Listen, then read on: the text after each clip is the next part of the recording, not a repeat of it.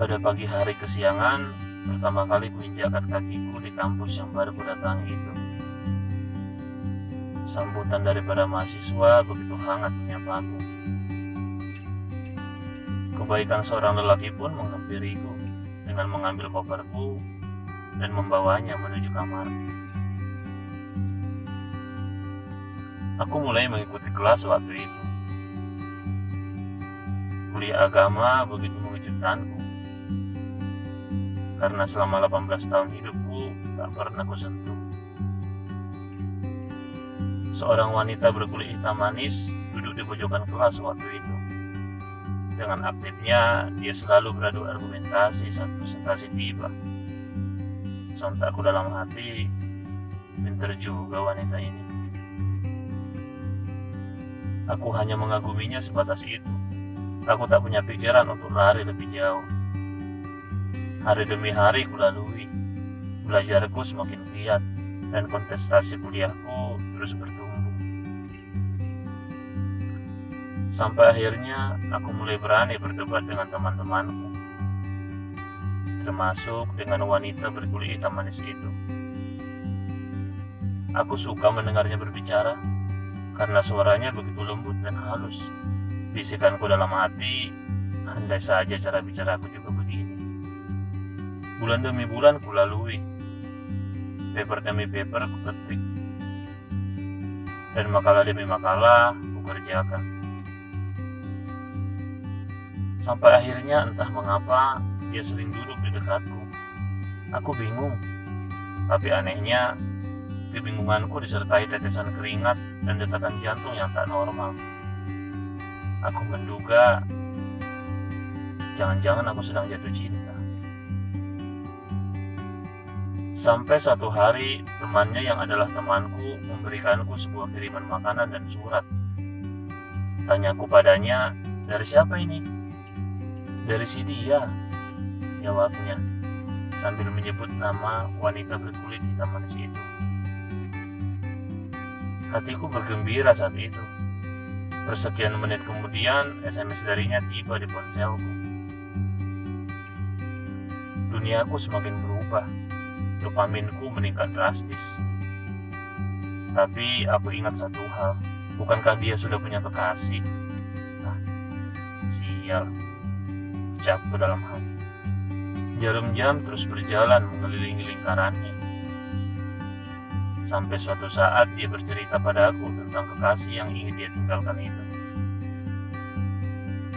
Nasihatku padanya agar tetap bertahan dan mencari jalan keluar ketika terjadi masalah, bukan malah menyelesaikan hubungannya. Hampir tiap hari kami SMS-an, dan terkadang aku bertanya, adakah tanda dalam kolom chat ini? Tapi aku ingin menghilangkan perasaanku, karena aku tahu dia milik orang lain. Chat demi chat saling menyapa.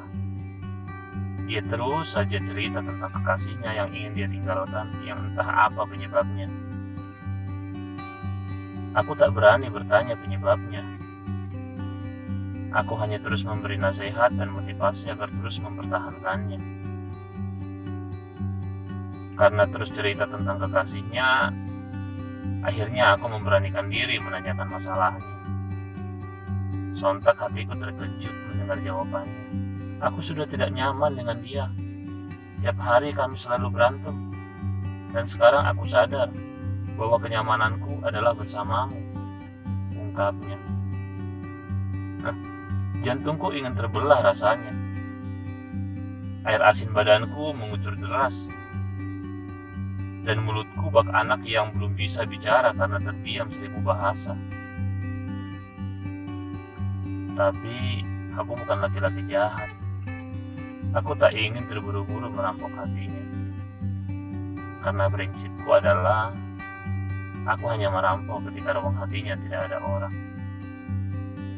Benar saja, tak lama kemudian mereka bubar. Sontak dopaminku meningkat lagi. Tak panjang pikir, aku langsung merampoknya. Dan anehnya, dia senang dirampok olehku. Kata lo gue akhirnya berubah menjadi aku kamu. Bahkan aku kamu berubah menjadi sayang. Ah, seluruhku dipenuhi kebahagiaan duniawi. Kami menjalani kisah kami dari hari ke hari. Dan tanpa disengaja, aku melihat handphonenya. Kagetku, ternyata dirinya masih saling memberi kabar dengan mantan kekasihnya itu. Aku kesal waktu itu, tetapi aku diam. Lalu dia minta maaf pada aku. Karena dia adalah manusia dan aku juga manusia, maka kemanusiaanku muncul dan memaafkannya. Tak selang waktu lama, aku kembali tak sengaja melihat handphonenya. Kagetku menjadi kuadrat karena pertukaran kabar telah beralih ke salah satu teman terbaikku di kelas saat itu. Tanyaku dalam hati, apa laki-laki yang adalah temanku ini tidak malu bertukar kabar dengan kekasih temannya sendiri? Tetapi hal itu aku diamkan saja. Sampai tak lama kemudian, aku tak sengaja lagi melihat handphonenya. Dan sekarang dia bertukar kabar dengan 2 orang sekaligus. 2 orang itu adalah mantannya dan temannya yang adalah temanku juga. Aku marah waktu itu. Aku tidak menyapanya. Bahkan di dalam kelas pun aku mendiaminya. Kolom chat handphoneku penuh dengan chat darinya. Tapi aku tidak menghiraukannya. 2 minggu aku melakukannya. Kagetku, ternyata dia baru jadian dengan teman baikku itu. Hatiku hancur, jantungku sungguh terbelah. Bola mataku sudah tidak lagi berbinar. Hatiku bercampur aduk. Ingin kuhajar temanku yang telah menjadi kekasihnya itu. Tapi waktu itu, aku kuliah jurusan agama. Mana mungkin aku melakukan hal sekasar itu. Aku malu dengan Tuhanku yang telah kupelajari sehari-hari. Akhirnya tanyaku dengan baik padanya, "Mengapa kamu demikian?" Ungkapku. Tiba-tiba saja dia menangis sambil bercerita, "Kamu kemana saja selama 2 minggu ini? Kamu seakan tak mengenalku. Atau kamu sudah menganggapku tiada? Sampai-sampai sapaanku tak kau balas," jawabnya dengan tangisan. Aku ingin mengungkapkan kekesalanku atas yang terjadi dengan chatnya beberapa waktu yang lalu. Tapi, buat apa aku ceritakan kekesalanku itu padanya? Toh dia juga sudah menjadi milik orang lain. Tanpa banyak menjawab, akhirnya aku pun meminta putus darinya. Sejak kejadian saat itu, aku semakin giat mempelajari Tuhanku. Dan sesekali aku meminta Tuhanku untuk mengajariku memaafkan dengan keikhlasan. Dan akhirnya aku mendapat pelajaran yang indah dari hasil perenunganku. Jika aku baik karena orang lain baik, maka apa hebatnya diriku ini? Bukankah memang harusnya demikian? Tapi jika aku baik kepada orang yang tidak baik, bahkan yang telah menyakitiku, bukankah itu satu level lebih naik?